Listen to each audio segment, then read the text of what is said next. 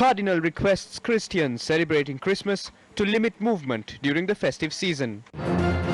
Data on mobile phones used by former State Intelligence Service Director permanently deleted, CID forensic study reveals. MCC cancels proposed grant to Sri Lanka. China's Chang'e 5 mission returns moon samples. Jaffna Stallions crowned champions of the inaugural Lanka Premier League 2020 after defeating the Gaul Gladiators.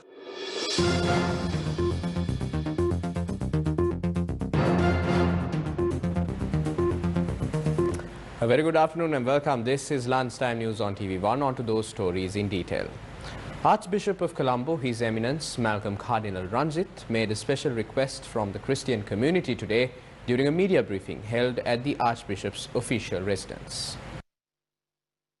It is important for us to celebrate Christmas remembering our poor.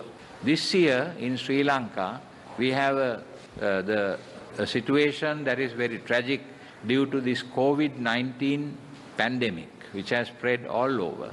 And in the second wave of this pandemic, it has started extending itself wide inside this country, and especially in the western province. At this time, we should not therefore concentrate on Christmas as an external celebration where we enjoy and revel with good things around us. That is why I have stated, and very clearly we would like our public to concentrate on a spiritual celebration of the Christmas and encouraging everyone to share the joy of their Christmas with those brothers and sisters who have been deprived of joy and happiness due to this COVID-19 pandemic. And also to inform the public that we have advised our priests to celebrate Christmas only in the non-lockdown areas, and at the moment the number of persons indicated is 50 per celebration. This time Sri Lanka is suffering economically also. Therefore, we would call upon the government not to waste money on unnecessary decorations, Christmas festival ceremonies and all that, and then to humbly celebrate, encourage the people to humbly celebrate Christmas. ඒ වගේම 2019 අප්‍රේල් 21 Since the 21st of April 2019, we have not been able to celebrate Christmas happily. We cannot lament for a second year. We hope this dark era will come to an end. We hope the investigations into this matter will conclude and authorities will ensure such a tragedy does not occur anymore so that we can celebrate Christmas happily, at least next year. උත්සවය අපිට සතුටින් ගත කරන්නට ඉඩකඩ සලස්වා දෙමින්. A forensic study carried out by the Criminal Investigation Department has found that the data on the mobile phone used by former State Intelligence Service Director Nilantha Jayawardena has been permanently deleted. Chief Inspector of Police Sampath Kumara, attached to the Digital Forensics Laboratory of the Criminal Investigations Department, gave evidence before the Presidential Commission probing the last year's April 21st attack yesterday. In a testimony, the Chief Inspector told the Commission that there were impediments in retrieving the data from the phone of former SIS Director Nilantha Jayawardena, as it had been deleted through the factory reset option. The Presidential Commission had instructed the CID to uncover any material relating to the last year's attacks from the mobile phone and laptop of the former SIS Director. Accordingly, the witness informed the investigators that a forensic study had been carried out into both electronic devices in compliance with the directive. He added that the data on the mobile phone of the former SIS Director could not be retrieved as it had been permanently deleted. The Millennium Challenge Corporation, or the MCC, has cancelled the proposed 5-year compact worth $480 million with Sri Lanka following the quarterly meeting of the MCC Board of Directors held on the 15th of December. Sierra Leone and Kiribati have been chosen as the next beneficiary countries of similar grants focused on policy reforms and reducing poverty. MCC's board had also approved a $23 million threshold program with the Solomon Islands. Meanwhile, the US Embassy in Sri Lanka has issued a release to elaborate on the discontinuation of the agreement, stating the decision had been made due to lack of partner country agreement. The release notes, quote, "The 89 billion rupees approved for Sri Lanka will be made available to other eligible partner countries in need of grant funding to pursue their economic development priorities, reduce poverty and grow their economies," unquote. It adds, country ownership, transparency and accountability for grant results are fundamental to MCC's development model. In conclusion, the release states the United States remains a friend and partner to Sri Lanka and will continue to assist Sri Lanka in responding to COVID and building its economy, unquote.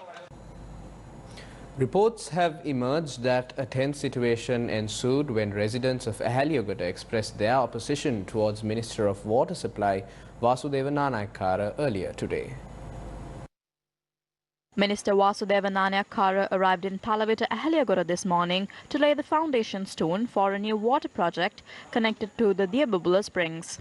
However, the minister was not afforded a warm welcome by the area residents.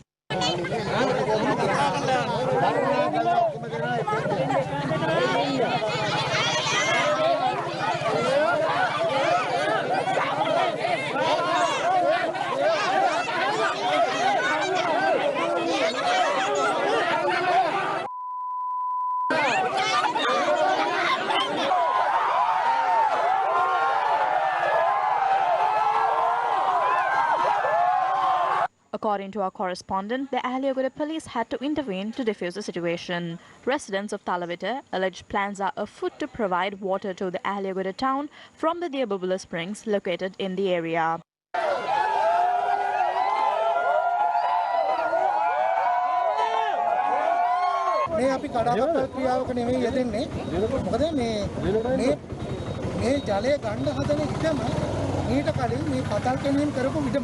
ඒ පතල් කනින දවස්වල අපේ ලිං ඔක්කොම හිතුණා. අපි තවත් මෙතනින් ජලය පොම්ප කරන්න ගියොත් තව ප්‍රදේශයකට ඇත්තටම අපේ ළමයින්ට වතුර ටිකව බොන්න නැති වෙනවා.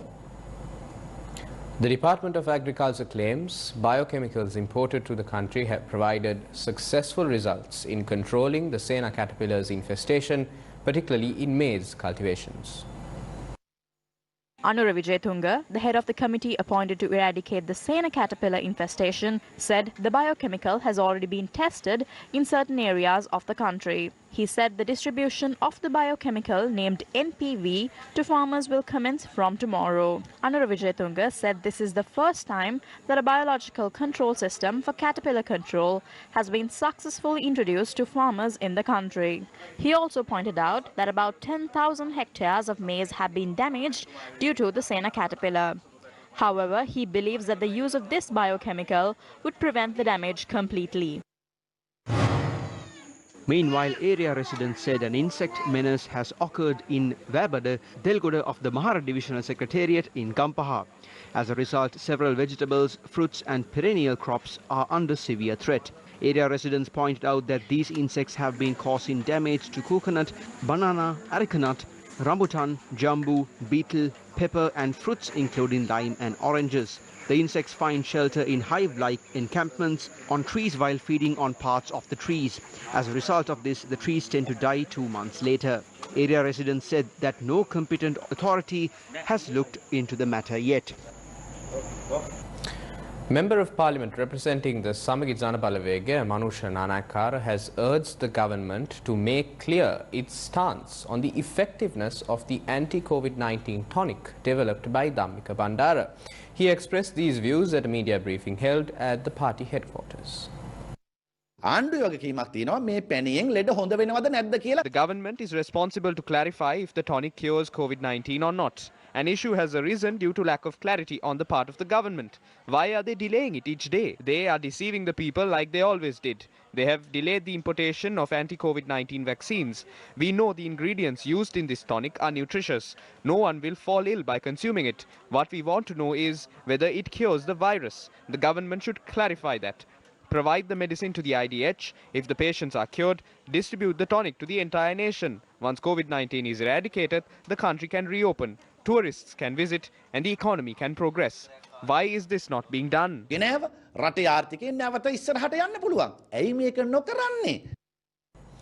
The total number of COVID-19 cases in the island rose to 34,737 after 611 COVID-19 cases were identified yesterday. The Government Information Department stated that the identified cases were all linked to the Paliagoda COVID-19 cluster and the prison COVID-19 cluster. 6 COVID-19 deaths were reported yesterday. The deceased were a 60-year-old woman who was a resident of Colombo 14, 85-year-old male, a resident of Colombo 15, 84-year-old male who was a resident of Mattakulia, 50-year-old woman, a resident of Colon Nava, 78-year-old male who was a resident of Colombo 9, and a 43-year-old woman who was a resident of Bandaragama. The causes of their deaths were COVID-19 pneumonia, kidney failure and multiple organ failures. The Government Information Department stated that the total COVID-19 deaths reported from the island is 160. 8,925 COVID-19 patients are under medical supervision. 785 COVID-19 recoveries were reported yesterday. The total number of COVID-19 recoveries in the country stands at 25,652. Steps have been taken by the National Operations Centre for the Prevention of COVID-19 outbreak to isolate a few other areas starting from 6 this morning. Lieutenant General Shavindra Silva, the head of the National Operations Centre for the Prevention of COVID-19 outbreak, informed that the area that falls under the Akkarepattu Urban Council of the Akkarepattu Police Division, Palmune and Oluville of the Addalachene Police Division have been declared isolated. In addition to that, the Army Commander also stated that several Alayadu Vembu Grama Nildari divisions of the Alayadu Vembu Police Division have also been isolated. A decision has been reached to conduct daily operations of the main office of the Department of Inland Revenue online.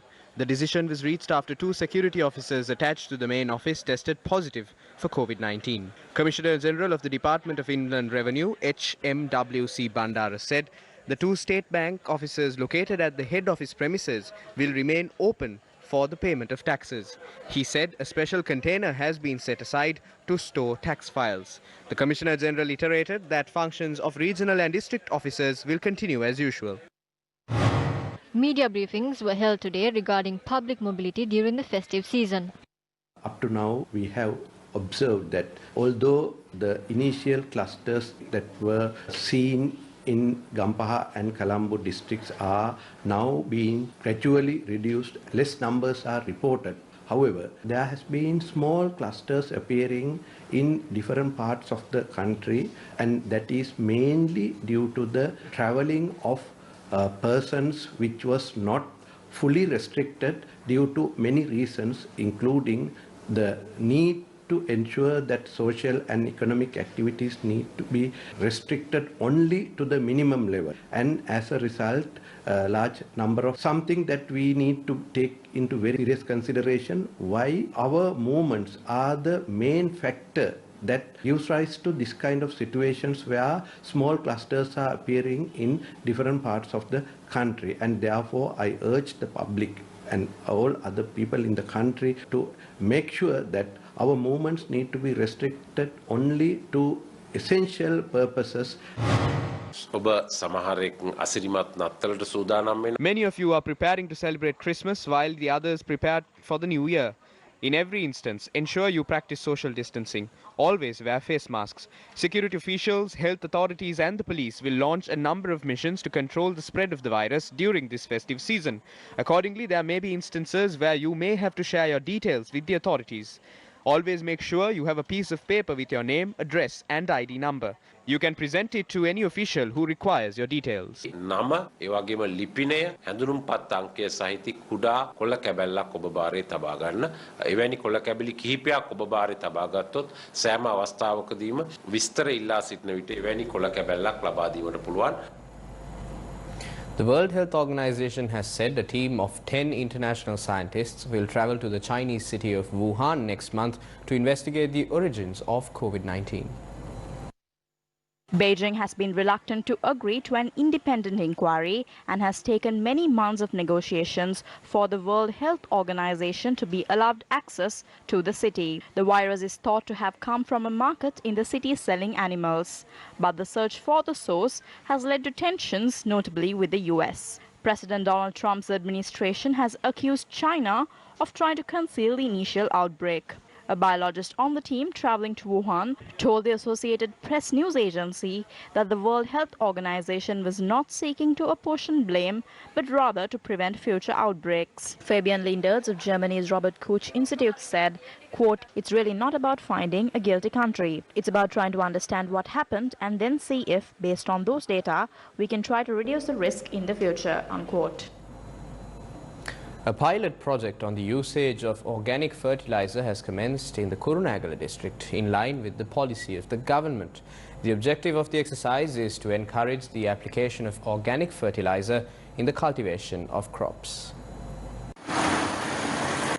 Authorities have said that a pilot project has commenced in the Kurunegala district to promote the application of eco-friendly biofilm biofertilizer. The fertilizer is to be distributed by 10 regional agrarian service officers targeting 20,000 acres of farmlands during the Maha harvesting season. As a pilot project, biofilm biofertilizer has been distributed by the Bingiria Agrarian Office to be used across 2,000 acres of farmlands in the area. We are distributing a type of eco-friendly fertilizer free of charge among farmers to promote the cultivation of crops without the usage of any chemicals. This is a pilot project. The research body in the country is on the process of validating the fertilizer.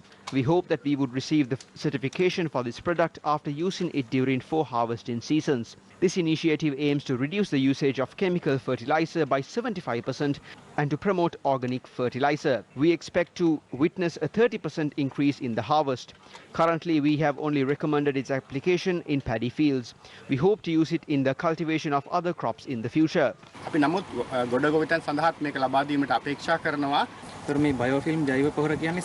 biofertilizer is a product that breaks away from the conventional types of fertilizer. This product aims at remodeling the ecosystem. The usage of pesticides and chemical fertilizers have affected the quality of cultivated crops. Under the biofilm biofertilizer program, we create a biofilm using microorganisms and release them to the environment. This is a completely natural product.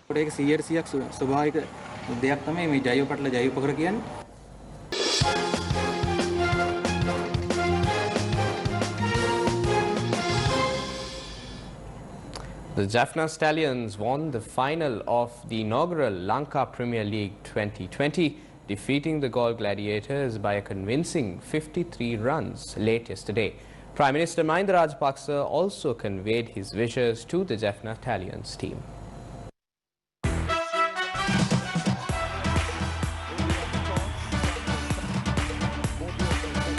After winning the toss and electing to bat first, the Jaffna Stallions opener Avishka Fernando and Johnson Charles created a stable platform for them to build on. Later, a 69-run partnership between Shoaib Malik and Dhananjay De Silva, coupled with a cameo from skipper Tissera Pereira, fired the Stallions to a competitive score of 188 runs for the loss of 6 wickets. Down the ground, he's so strong. Tries a catch it, and that's going to go a long way. Tries to catch it, and says I get it straight up there. This is going to be out, I think. That's the first one down. That wasn't the smart. Oh, swing again, bit of swing. Is the finger going up? No, it's not. There's a collision. There's going to be a run out now, I think. There is going to be a run out. Luckmal's gone down. Saranga Luckmal's gone down. It's been sent upstairs, the TV umpire. He's out there.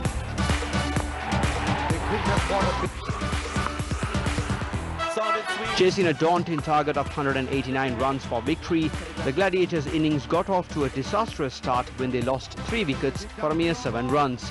A valiant effort by the Gladiators skipper Bhanuka Rajapaksa was insufficient to guide the team to LPL glory after he was dismissed for a 17-ball 40. The Gladiators eventually sunk to a score of 135 for the loss of 9, and the Jaffna Stallions were crowned LPL champions.